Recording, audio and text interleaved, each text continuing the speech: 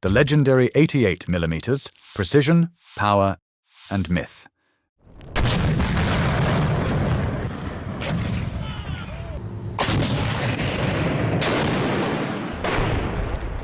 The German 88mm Flak, or simply the 88, ranks among the most iconic and feared weapons of the Second World War.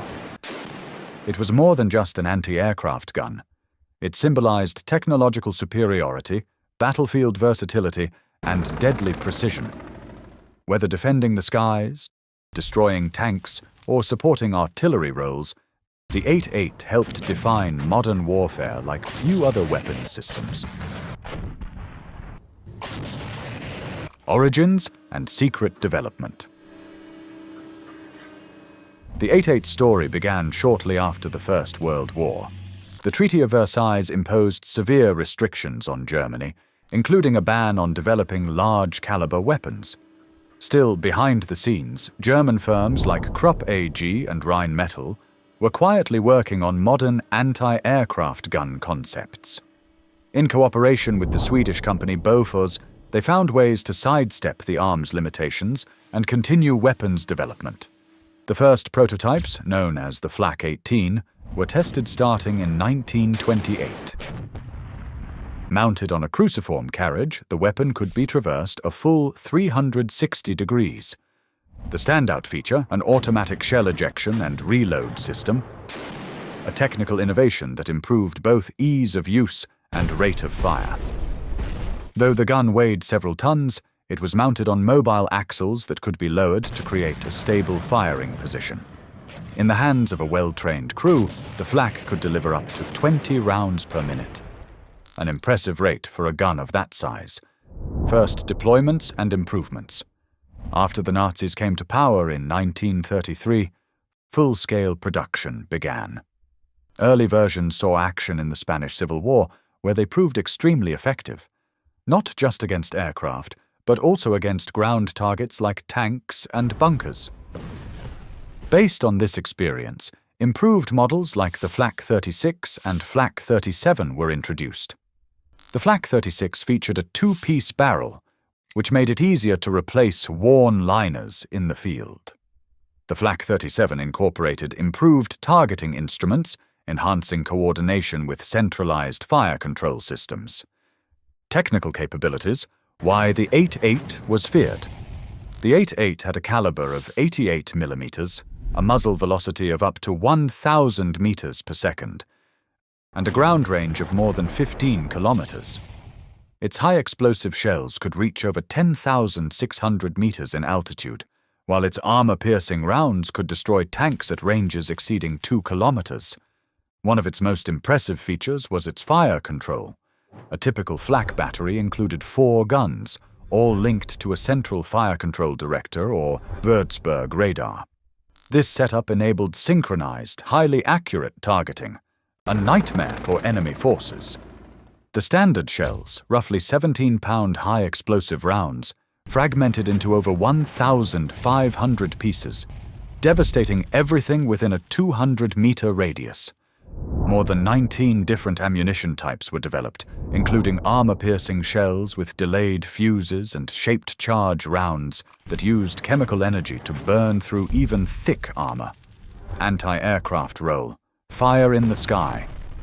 During the Battle of Britain in 1940, the 88 played a key role in Germany's air defense. Strategically placed Flak batteries targeted British bomber formations with deadly efficiency. The exploding shells created distinctive black clouds in the sky, clear warnings for Allied pilots. You're flying through Flak.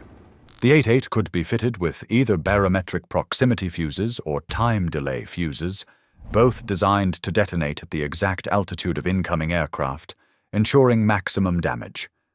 Despite its power, even the 88 couldn't fully stem the Allied bombing campaigns that intensified from 1943 onward. Still, for many German soldiers and civilians, it remained a symbol of last-ditch defense and resilience. Anti-tank role. Precision turns deadly. The 88 became especially feared as a tank killer. In the 1940 invasion of France, German commanders successfully used it against heavily armored British Matilda tanks. In North Africa, under General Erwin Rommel, it became the most effective weapon against Allied armored units, thanks to its long range, accuracy, and penetrating power. On the Eastern Front, it proved vital in combating Soviet T-34 and KV-1 tanks. Conventional anti-tank guns like the Pa-36 and Pa-38 often failed against Soviet armor, but the 8.8 easily pierced it, able to penetrate up to 100 millimeters of armor at ranges beyond 1.5 kilometers. During the Battle of Dubno in 1941, German Flak units reportedly destroyed dozens of Soviet tanks in a matter of hours. However, from 1943 onward, the tide turned. The upgraded T-34-85 featured enhanced frontal armor, and the massive IS-2 heavy tank had up to 120 millimeters of armor plating. The 8.8 now required precise hits on known weak spots. At the same time, its large profile and weight became liabilities. The gun lacked the mobility to adapt quickly in fast-changing battlefield conditions. The 8.8 on tracks, Tigers and tank hunters. To compensate for mobility issues, the 8.8 was adapted for use on tanks. The KWK-36, a tank-mounted variant, was installed in the legendary Tiger I. Though ballistics were nearly identical to the towed Flak version, modifications included a one-piece barrel, vertical breech block, and a muzzle brake to reduce recoil. With 92 rounds stored on board, the Tiger's gun often achieved one-shot, one-kill results against Allied armor. Starting in 1943, the dedicated Pa-43 entered service, a high-pressure, long-barreled version of the 8.8 optimized for tank combat. It was installed in vehicles like the Tiger II, Ferdinand/Elephant, Nashorn, and Jagdpanther. The Jagdpanther, for example, was fast, well-armored, and armed with the powerful Pak-43, a true tank killer that earned fear and respect across all fronts. The Pa-43 could engage targets at up to 15,150 meters and was even used as a field artillery piece. Its semi-automatic breech, high rate of fire, and full 360-degree traverse made it one of the most effective anti-tank guns of the war. Comparison with Allied weapons. Technically, both the United States and Britain had comparable anti-aircraft guns, the 90mm M3 and 94mm QF, respectively. On paper, they could fire higher and heavier shells. However, unlike the versatile German approach, the Allies generally limited these guns to air defense roles. Germany's decision to adapt the 8.8 for multiple uses, air, armor, and ground support, reflected its innovative and pragmatic doctrine, a factor that helped cement the gun's legendary status. Legacy. The 80.8 Flak was a weapon born out of the restrictions of Versailles and evolved into a symbol of German wartime engineering. It combined firepower, precision, and adaptability in a single platform, and its influence extended into the post-war era of artillery and anti-tank design. Was it the best weapon of the Second World War? Maybe. But there's no doubt that its legacy as the legendary cannon lives on, preserved in films, museums, and the collective memory of military history.